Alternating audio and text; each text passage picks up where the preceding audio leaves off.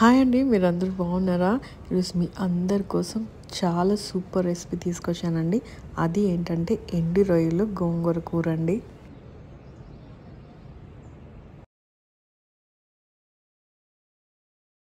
మా చిన్నప్పుడైతే నాకు గుర్తుండి నాన్ వెజ్ సండే తినేవాళ్ళమండి. ఇంకా థర్స్డే అయితే మార్కెట్ కాబట్టి ఫిష్ కూర కంపల్సరీ అనమాట. మిగిలిన రోజులు నాన్ వెజ్ తినాలనిపిస్తే ఇలా ఎండు రొయ్యలు కానీ ఎండు చేపలు నెత్తలు వేసుకొని తినేవాళ్ళం అనమాట. చాలా బాగుండేది. నాకైతే నాన్ వెజ్ కన్నా ఈ కర్రీసే చాలా ఇష్టం. ఇప్పుడు మనం గోంగూర తీసుకొని చేసుకున్నాక బాగా కడుక్కొని ఇలాగ ఉడకబెట్టుకోవాలండి. చూసారు కదా, ఇలాగా గోంగూర వేసుకుని మూత పెట్టేసి ఒక 15 నిమిషాలు ఉంచితే ఇలా ఉడికిపోతుంది అనమాట. ఇప్పుడు అదే గిన్నెలో మనం ఎండు రొయ్యలు బాగా కడుక్కొని దాంట్లో ఉల్లిపాయలు, పచ్చిమిరపకాయ, కరివేపాకు వేసుకుని దాంట్లోనే కొంచెం ఉప్పు,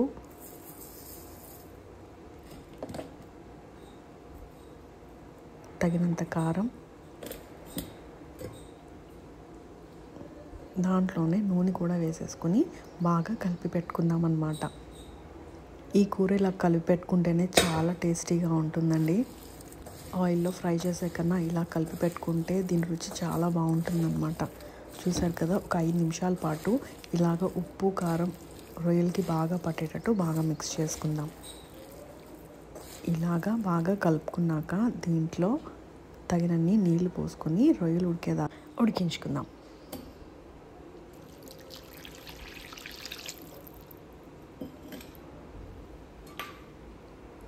ఈ రొయ్యలు బాగా క్లీన్ అవ్వాలి అనుకుంటే మీరు వేడి నీళ్ళతో కలుపుకుంటే మొత్తం క్లీన్ అయిపోతుంది అన్నమాట.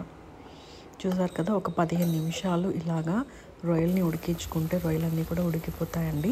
ఇప్పుడు మనం గోంగూర ఉడకబెట్టుకున్నాం కదా, దాన్ని మిక్సీ పట్టుకుని దీంట్లో యాడ్ చేసుకోవాలన్నమాట.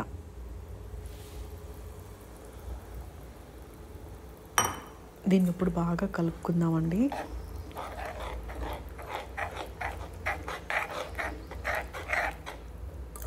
ఇలాగా గోంగూర అంతా కూడా బాగా విడేటట్టు మనం బాగా కలుపుకోవాలన్నమాట.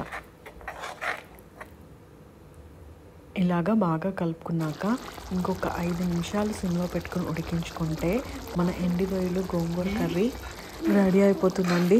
చూసారు కదా, చాలా ఈజీ ప్రాసెస్తో కానీ చాలా కమ్మగా ఉంటుందండి ఈ కర్రీ. సో ఈ రెసిపీ మీరు తప్పకుండా ట్రై చేయండి. ఇలాగే రొయ్యల కాంబినేషన్స్తో వంకాయ కూర కూడా ఉండాలండి.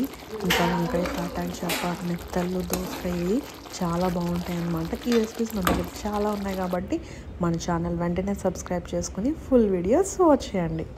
చూసారు కదండి, ఎండు రొయ్యలు గోంగూర కర్రీ రెడీ అయిపోయింది కదా. మనం ఇప్పుడు అన్నంలో కలిపేసుకుందాం.